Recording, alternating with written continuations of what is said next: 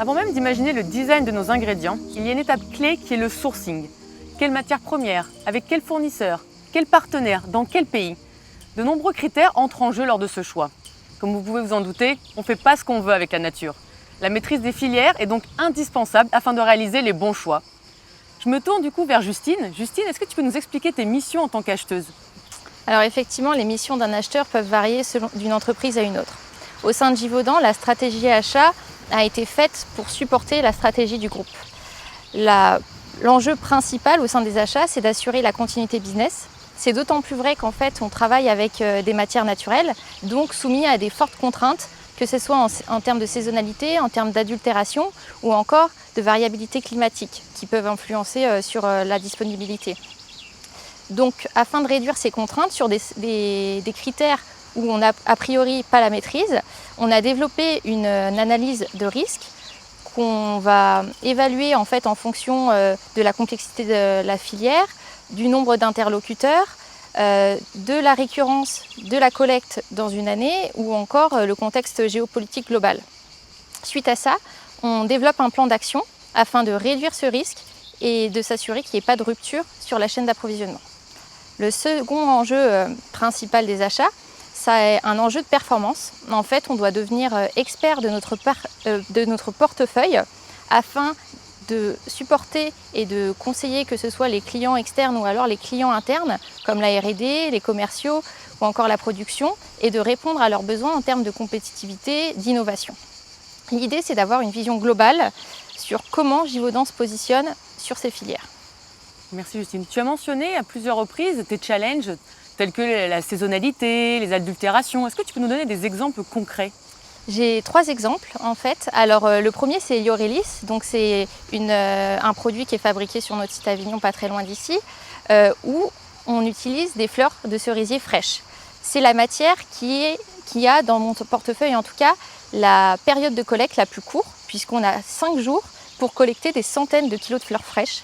Alors ça demande une extrême flexibilité et de la part de notre partenaire et de la part de Givaudan pour pouvoir mettre en production tout de suite après réception.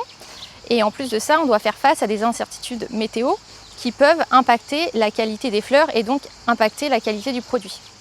Un autre exemple, c'est le baume Pérou qui vient du Salvador. C'est une collecte qui, elle, pour le coup, s'étale sur 6 mois, donc c'est beaucoup plus long. Mais le fait que Givaudan soit un des acteurs principaux, il va falloir qu'on fasse très attention à la façon dont on cadence nos besoins pour ne pas mettre de pression non nécessaire sur la ressource et donc créer à la fois une pression, mais à la fois aussi une pression prix de la part des fournisseurs. Et troisième exemple sur l'adultération, je vais prendre le cas du Néosalil, qui est un produit fait à base d'huile essentielle de wintergreen. Donc en fait, le Néosalil, c'est une matière première qui, quand on est arrivé sur le marché, s'est trouvée extrêmement adultérée. Adultérée par du méthylsalicylate synthétique. Alors pour ce faire, donc déjà pour pallier à ça, nous on a dû mettre en place des contrôles et à réception et auprès de nos fournisseurs en Chine, mais également on a dû déconstruire la filière pour comprendre pourquoi avait lieu cette adultération et qui en était la cause. Est-ce que c'est lié à un déséquilibre de l'offre et de la demande? Est-ce que c'est lié à un positionnement prix qui n'est pas le bon? Donc voilà, tout ça c'est nos enjeux. Merci Justine. Et j'ai une dernière question pour toi. Quels seraient les points clés que tu voudrais mettre en avant sur vos pratiques d'achat? Alors du coup, le véritable atout des achats chez Givaudan, c'est la proximité et le contact qu'on a avec les fournisseurs. Ça nous permet d'être très réactifs et également d'être informés en cas de fluctuation marché. Le fait également qu'on soit une organisation globale fait qu'on a accès à des fournisseurs stratégiques et nous permet de capitaliser dessus pour réaliser notre stratégie. Mais également grâce à une forte expertise qu'on a en interne, que ce soit de la part de l'agronomie qui intervient en support de nos projets. Par exemple, quand on a besoin d'une plante qui est particulièrement difficile à collecter, ou alors quand on a besoin d'une variété spécifique. On collabore également avec les achats responsables.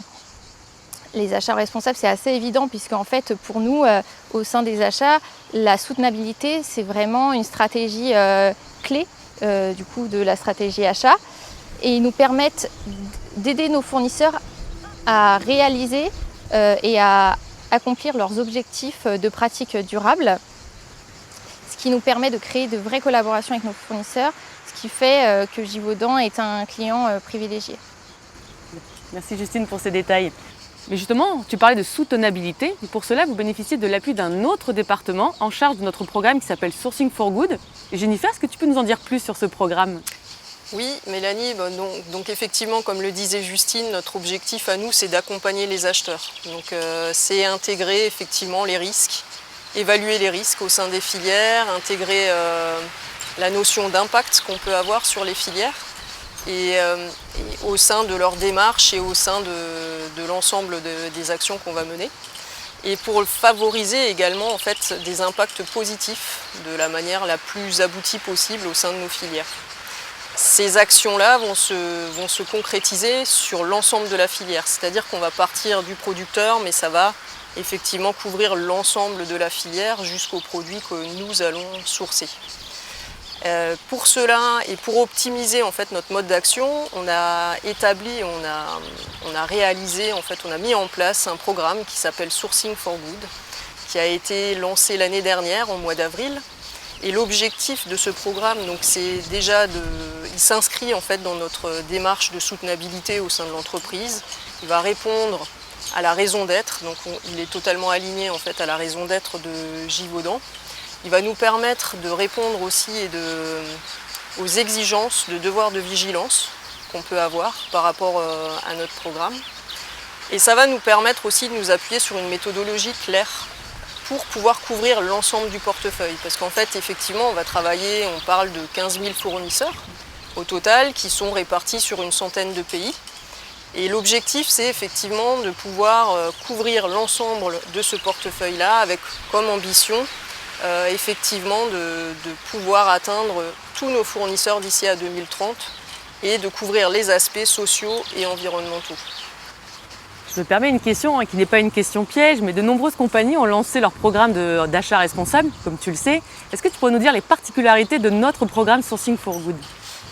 Je pense que les principales particularités résident donc effectivement dans le portefeuille entier qu'on va balayer. Donc on va parler des naturels, on va parler des matières synthétiques, on va parler des services également.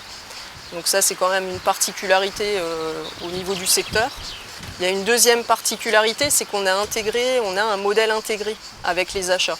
Donc on va vraiment s'appuyer et travailler en étroite collaboration avec eux. On est 4 au sein de l'équipe d'achat responsable et effectivement on va travailler avec une équipe de 200 acheteurs au global en utilisant une approche graduelle pour monter en compétences et en expertise avec 4 niveaux d'activité au sein du programme qui vont nous permettre d'aller de manière graduelle et de plus en plus approfondie sur ces aspects environnementaux et sociaux et gagner en expertise. Donc effectivement, on parle de renforcement des capacités des acheteurs, d'une équipe qui va être localisée effectivement dans les pays où on va pouvoir sourcer. Et on va dans cet accompagnement-là, essayer d'approfondir graduellement en fait, l'appui qu'on peut avoir avec les achats. Il y a une autre spécificité aussi, c'est que on a essayé de créer des outils qui sont vivants, entre guillemets, c'est-à-dire qui vont permettre de s'adapter aux filières. On s'est appuyé effectivement sur des analyses de risques qui sont reconnues internationalement, mais on a essayé de créer des outils qui sont flexibles et qui vont permettre un dialogue, parce qu'on essaye de s'inscrire aussi dans cette transparence et dans ce dialogue avec le fournisseur pour améliorer les pratiques. Donc on essaye de développer ce type d'outils-là pour essayer de rentrer dans cette démarche. Et effectivement, sur les niveaux d'action qu'on va avoir, il y a un niveau qui est encore plus abouti, c'est-à-dire qu'on peut accompagner des fournisseurs suite à l'identification des risques pour mettre en place des actions d'amélioration continue, les accompagner effectivement à développer des meilleures pratiques dans différents domaines. Et au-delà de ça, au-delà des exigences qu'on peut avoir en termes de conformité légale, on peut aller au-delà et on peut avoir au niveau, donc à notre dernier niveau de la pyramide et de notre programme, effectivement on peut s'appuyer sur des experts comme le service agronomique en effet pour mettre des projets qui iront au-delà et qui seront des projets long terme. Merci Jennifer. Justement, tu mentionnes le service agronomie. Je propose qu'on interviewe Nicolas pour nous en dire plus sur ce service.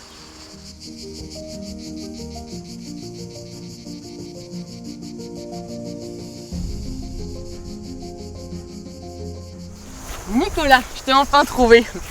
Est-ce que tu peux nous parler du département agronomie et de ses missions? Bonjour Mélanie.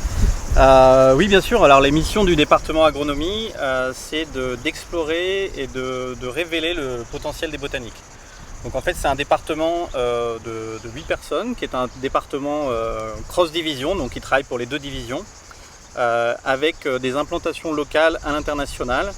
Donc on a un agronome en Indonésie, en Inde, un bureau également en France évidemment, en Côte d'Ivoire, au Maroc, et puis on a un partenariat également avec une entité au Brésil, ce qui nous permet en fait d'avoir ce champ d'action à l'international. Et donc l'objectif des missions du département, c'est la première chose d'alimenter la performance de l'entreprise, de supporter l'innovation également, et de donner vie et de mettre en pratique les principes de sustainability et la raison d'être de Givaudan. Je ne savais pas que l'équipe était aussi internationale, mais concrètement, est-ce que tu peux nous expliquer vos domaines d'action? Alors, le domaine d'action de l'agronomie, en fait, c'est un département de gestion de projet. Donc, la façon dont on travaille, c'est qu'on commence sur les filières d'approvisionnement de matières premières par un diagnostic de terrain, ce qui nous permet d'identifier les enjeux et les axes d'amélioration. Ensuite, on passe sur une proposition d'action qui va nous permettre vraiment d'adresser la question de l'amélioration des filières, que ce soit au niveau de la qualité des matières premières, de la traçabilité, des pratiques agricoles, de la performance également. Et donc ensuite, on met en œuvre ce plan d'action en collaboration avec les départements de l'entreprise, en collaboration également avec un réseau de partenaires, même avec une équipe qui est répartie un peu dans les différentes zones d'approvisionnement. On s'appuie sur des instituts de recherche, des entités, des départements qui vont nous permettre de mettre en œuvre ces projets sur le terrain. Et cette expertise, en fait, on la décline selon 5 piliers principaux. La première chose, c'est toutes les questions qui ont trait au sol et au climat, ce qu'on appelle le pédoclimat. La deuxième chose, c'est tout ce qui est relatif au matériel végétal, donc quand on travaille sur les améliorations de variétés, par exemple. On a également une expertise qu'on développe sur l'alimentation, la nutrition des plantes, la santé des plantes également, et puis en fait tout ce qui est relatif aux pratiques agricoles au sens large. Donc on va combiner cette approche de façon systémique sur les filières sur lesquelles on travaille pour apporter des solutions dans les contextes d'approvisionnement et servir l'intérêt de l'entreprise, l'intérêt de Givaudan au travers de ces programmes d'amélioration. Et donc aujourd'hui on a une trentaine de programmes sur lesquels on travaille à l'international avec les équipes. Ben dis donc, quel champ des possibles! Bon, j'ai une dernière petite question pour toi. On a tous des challenges. Est-ce que tu pourrais nous donner le principal challenge de ton service agronomie? Alors, je dirais qu'aujourd'hui, on fait face à un environnement très changeant et à des défis à l'international qui sont très importants. Donc, des défis qui ont trait à la souveraineté, à la sécurité alimentaire du milieu agricole. Les défis qui sont liés au changement climatique et donc à tous les impacts que ça peut avoir sur ces filières d'approvisionnement, et également les défis liés à la perte de biodiversité à l'international et dans les différentes zones où on s'approvisionne qui affectent énormément les modèles agricoles. Donc ça, c'est les défis principaux. La façon dont on les adresse aujourd'hui au travers des activités du département, c'est qu'on oriente nos pratiques selon les principes de l'agriculture régénératrice. Qu'est-ce que c'est que l'agriculture régénératrice? En fait, c'est un modèle de pratique agricole qui relève d'une approche systémique, c'est-à-dire qu'on ne s'intéresse pas simplement à une filière ou à une production, mais vraiment à un système de production au sein d'une exploitation agricole, au sein d'une filière. Et en fait, on met des solutions techniques en place qu'on pourrait résumer assez simplement en disant qu'on va d'abord s'intéresser à nourrir le sol avant de nourrir la plante. Donc concrètement, ces approches-là sont vraiment très focalisées sur la vie du sol, la biodiversité du sol. Et donc on va travailler sur la réduction des interventions mécaniques, donc du labour par exemple, la couverture des sols. Et en fait ça et donc il y a d'autres principes également qu'on met en œuvre, d'agroforesterie, de rotation de culture, de diversification de culture. Ce changement de modèle en fait ça permet d'offrir une plus grande résilience des cultures, c'est-à-dire qu'on est moins sensible aux sécheresses, on est moins sensible aux accidents climatiques. On est aussi moins sujet à des attaques de parasites ou de maladies, ce qui fait qu'on a moins besoin d'apporter des intrants, que ce soit des engrais ou des produits de santé des plantes. Donc en fait on a vraiment des cultures qui sont plus résilientes, plus stables. Et en parallèle de ça, en fait, on améliore aussi les conditions localement liées à la biodiversité, alors la vie du sol, mais également la vie aérienne, les insectes, les animaux. Et le dernier bénéfice de tout ça, qui est non des moindres, c'est qu'on a aussi des mécanismes au travers de ces pratiques-là de stockage du carbone dans le sol ou éventuellement dans les arbres d'accompagnement d'agroforesterie dans les systèmes agricoles. Ce qui fait qu'on arrive de façon ultime à mettre en place des filières qui vont stocker plus de carbone qu'elles vont en relâcher. Donc c'est ce qu'on appelle des filières climate positive. Et aujourd'hui, je dirais que c'est la voie sûrement d'avenir pour les modèles agricoles et la production de matières premières d'origine botanique. Bon, super, de beaux challenges à venir. Merci Nicolas. Merci. Comme vous avez pu le constater, travailler avec des matières naturelles est un challenge permanent. Nos experts vous ont démontré l'importance d'un sourcing maîtrisé. C'est pour cela que grâce à certains projets sur le long terme, avec certains clients, on peut même travailler sur l'amélioration de filières. Donc maintenant que vous avez toutes les clés du sourcing, on attend vos projets.